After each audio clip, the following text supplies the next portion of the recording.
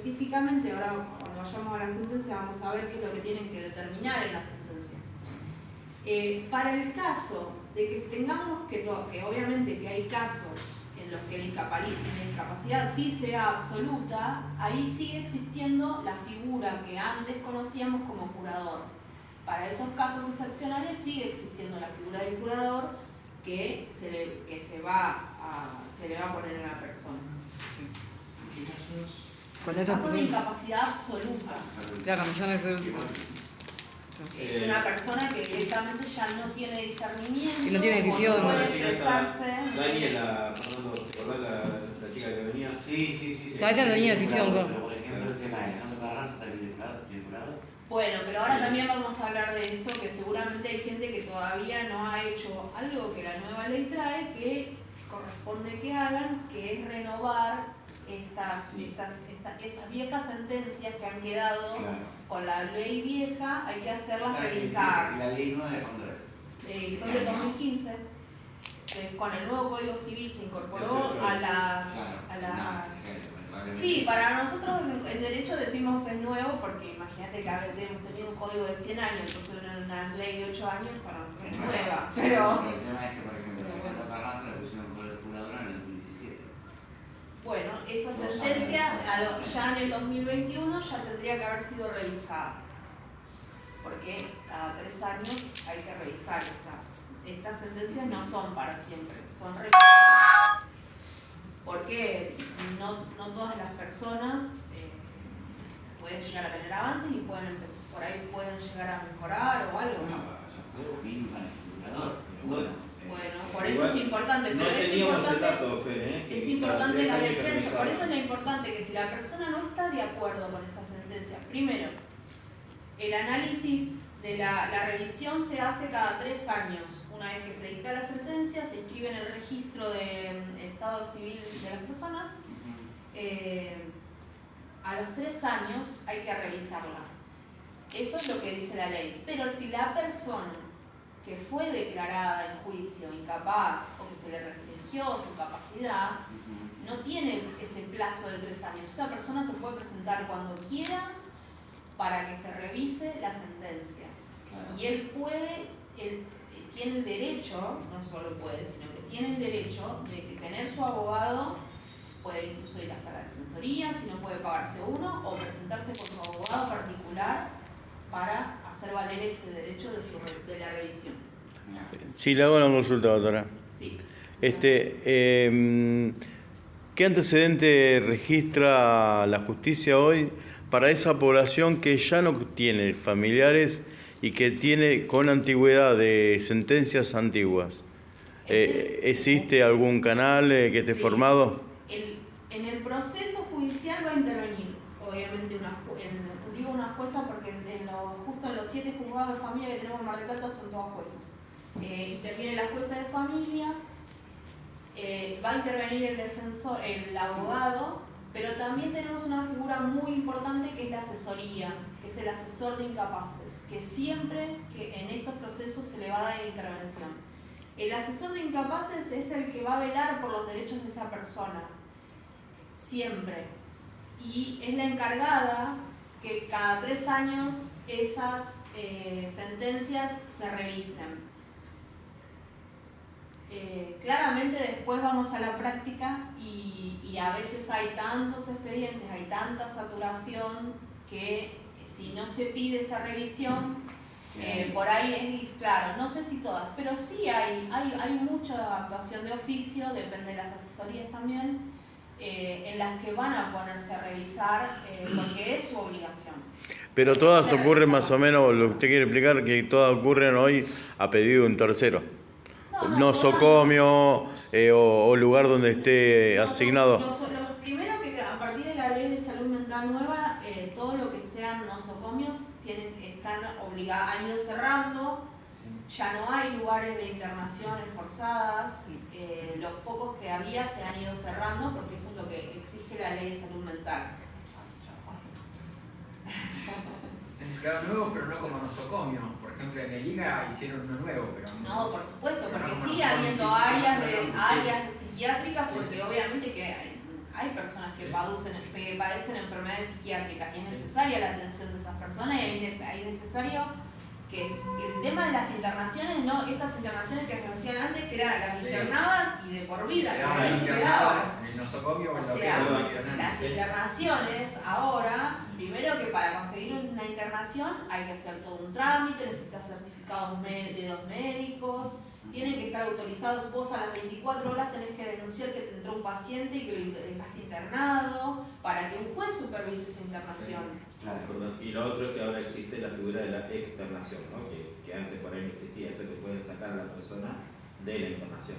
Claro, porque es que no todos los casos son para Antes no internación. existía, Antes no se sí. controlaba, entonces tenías un certificado médico, internabas a la persona y ahí quedaba, porque ni siquiera había un proceso que controlara a ver si esa persona realmente, claro, y hasta cuándo dura la internación. Claro. Sí, Porque a veces muchos son... internaban a los parientes millonarios y cerraban todo. Claro. Bueno, ahora sí, vamos a ir un poco a la sentencia. La sentencia ¿qué tiene que tener la sentencia? La sentencia tiene que contener el diagnóstico exacto de la persona, el pronóstico a futuro, esto que les decía, hay posibilidad de que se mejore, no, bueno, o ya es algo irreversible. La fecha en que se manifestó ese diagnóstico, y esto es muy importante, porque la fecha es lo que nos va a determinar si los actos que realizó esa persona son válidos. O sea, por ahí él hace un año había realizado determinados actos y él ya estaba manifestando esta enfermedad, pero recién ahora se le va a restringir la capacidad, entonces por ahí podemos volver atrás, revisar esos actos, a ver qué es lo que si eran válidos o no eran válidos. Claro. Después se deben determinar en la sentencia, también debe constar los recursos personales, familiares y sociales que tenga la persona, ¿no? Por supuesto. Y establecer el régimen que se le va a dar para la protección y asistencia para que tenga la mayor autonomía posible, que es lo que siempre se persigue. Bueno, ahora voy a hacerles, para que lo vean más clarito, les voy a mostrar en la sentencia, y acá, para que puedan entender más el caso, acá tenemos un señor, que obviamente le voy a poner letras porque no puedo decir, es una sentencia real, de una persona real. Bueno, el señor H se presenta para determinar la capacidad jurídica de su hijo R. Sí. También este está bueno porque miren lo que pasó encima. O sea, inicia el proceso, el proceso se inició en 2018 y la sentencia fue dictada en el 2021. El señor que inicia el proceso fallece, así que quedamos con el proceso ahí empezado y sin la persona que había presentado la demanda. Bueno, entonces se presenta la madre del hijo para denunciar esta situación y ella es la que sigue después el proceso. A su vez, el hijo, que es al quien quieren hacer este proceso, también se presenta con un abogado para defenderse, para defender sus derechos y para dar su postura.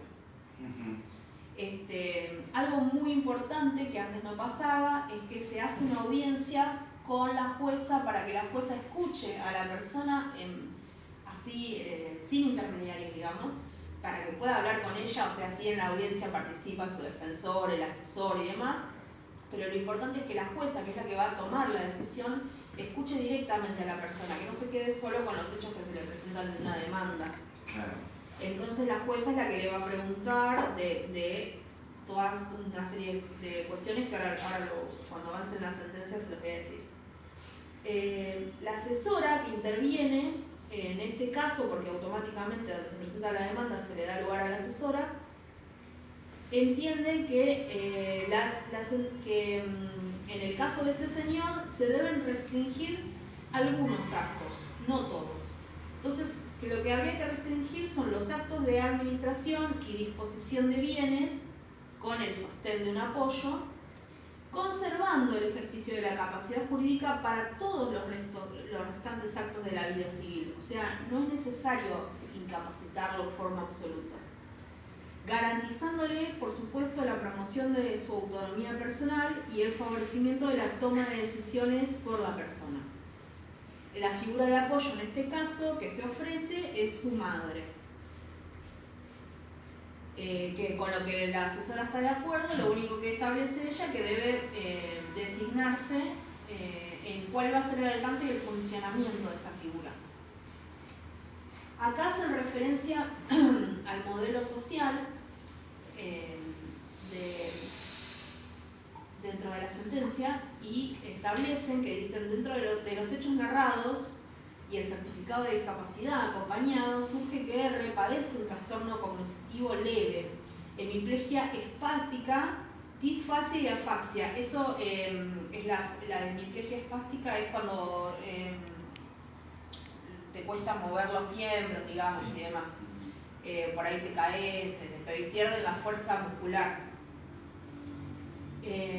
Bueno, hipertensión esencial primaria. Secuelas de enfermedad cerebrovascular no especificadas como hemorrágicas u oclusivas, lo cual bastaría si nos centráramos en el anterior modelo biomédico. Con este diagnóstico, dice la sentencia, bastaría solo para incapacitarlo. Ahora bien, conforme el nuevo paradigma socializador, es necesario evaluar a R desde la interdisciplina en consonancia con la normativa convencional internacional con la que hoy tenemos vigente, conforme al artículo 75 de la Constitución Nacional, que es la que incorpora todos los tratados a la Constitución nuestra, más el artículo del Código Civil, que son las reglas que les leí hace un ratito. ¿Cómo determinamos la capacidad de la persona? Siempre dentro de este señor R. Siguiendo los lineamientos establecidos por este artículo 31 de las reglas generales de la capacidad, tenemos que decir que la capacidad general del ejercicio de la persona se presume. Conforme a la pericia interdisciplinaria, se impone, y a los fines de la mejor asistencia de las personas, sentando el mentado artículo a la capacidad de las personas con discapacidad, inversamente al régimen estatuido con anterioridad por el ordenamiento civil que contemplaba al interdicto se le llama a la persona que está siendo juzgada como un incapaz de hecho absoluto. Este nuevo sistema prevé que funciones y actos de la persona vulnerable que se especifican, limitándolos a fin de afectar lo menos posible la autonomía personal con el objeto de conocer qué actos serán válidos o anulables, consignándose además el plazo por el cual tiene vigencia esta declaración. En este sentido, es importante, determinante, la plena capacidad de la persona que configura tanto la Convención de las Personas con Discapacidad como el Código Civil, desde que la materia abordada permitirá resaltar las capacidades y determinar aquellos flancos en los que necesitamos apoyatura. Una ex jueza de familia del juzgado 2 de acá de Mar del Plata, que se llama Graciela Iglesias, la doctora Graciela Iglesias, ella se ha especializado en discapacidad y entonces ha escrito bastantes libros respecto a este tema. Y ella dice que en este caso, en estos procesos, la capacidad es un traje a medida y en esa confección todos somos sastres, ella dice. Porque es eso, hoy ya no hay un proceso que es para todas las personas igual, sino que vamos a analizar persona por persona para ver qué es lo que necesita cada una de las personas. Con lo que hacía referencia anteriormente, en otro momento esta persona hubiera sido declarada incapaz, totalmente incapaz. Y ahora vamos a ver cómo sale en este proceso. La exigencia legal debe contemporizarse en consonancia con el nuevo paradigma instaurado. Bueno, en la pericia interdisciplinaria se hace un informe habitacional, cómo vive el señor, cómo están las condiciones de su casa, si tiene todas las comodidades, dice que tiene un dormitorio adaptado, adecuaron la propiedad con una barra de 6 metros para que él pueda trasladarse de un lugar al otro, y a la vez la usa para realizar rehabilitación. El perito psiquiatra determina que está atravesando un cuadro depresivo importante, que ha tenido varias experiencias con acompañante terapéutico, pero que no ha tenido resultados positivos hasta el momento, así que sería ideal intentar con otros profesionales. Recibe visitas de familiares y de amigos de amigos de la escuela primaria, como para tratar también de levantarlo, ¿no? En varios momentos de la entrevista manifiesta su angustia en relación a no tener vínculos con su hija. El señor tiene una hija que hace bastante tiempo que no ha podido tener comunicación, entonces él también en este proceso pide que una de las cosas que él necesita es volver a tener vínculo con su hija. Y el psicólogo establece que para él es fundamental, sería fundamental para la recuperación del señor también en lo que es el cuadro depresivo, ¿no? Volver a recuperar los vínculos. Después, en la pericia psiquiátrica, bueno, se dice que tiene un trastorno del estado de ánimo con deterioros cognitivos, accidente cerebrovascular como antecedente. Y la fecha estimada, que es lo que exige el Código Civil, es 1 año y medio. O sea, se establece que hace 18 meses que tiene estos padecimientos. Y que se aconseja como régimen la continuidad del proceso de rehabilitación, que siga siendo en el medio familiar, facilitar un régimen de contacto con su hija para aliviar la elevada reactividad angustiosa, valiéndose para esto de su grupo familiar, padres, hermana. También se expide sobre la necesidad de internación, y entonces dicen, a este momento actual no es requerido, por eso ellos aconsejan que siga manteniéndose dentro del seno familiar, que es lo más adecuado para él. Entonces los peritos, después de hacer todos los informes en forma individual, llegan a una conclusión en conjunto y establecen que resulta imprescindible a los fines de facilitar la rehabilitación mediante abordaje multidisciplinario, tener en cuenta el aspecto vincular que resulta prioritario en cuanto a la posibilidad de facilitar régimen de comunicación con su hija,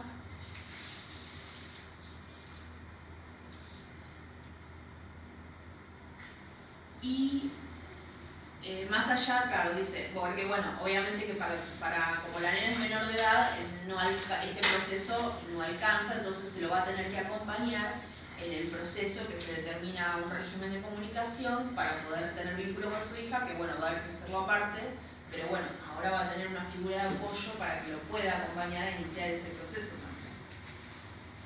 De la audiencia personal que tuvo la jueza, se habló de su vida, eso fue una charla directamente entre la jueza y el señor que va a ser sometido al proceso, de cómo es su vida diaria, si tiene cobertura social o no, cuánta medicación toma.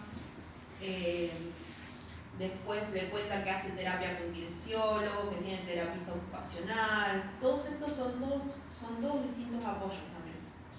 Su madre solicita ser designada apoyo de él, y en este acto se le pregunta al señor si él está de acuerdo con que ella sea su apoyo, y el señor confirma y está de acuerdo, por lo cual seguramente se va a pasar a designarla a ella.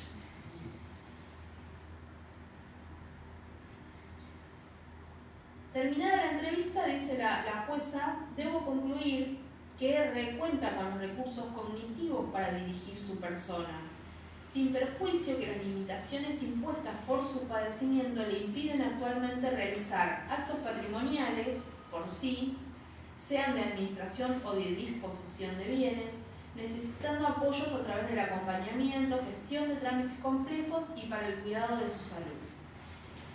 ¿Cuál es la finalidad de este proceso?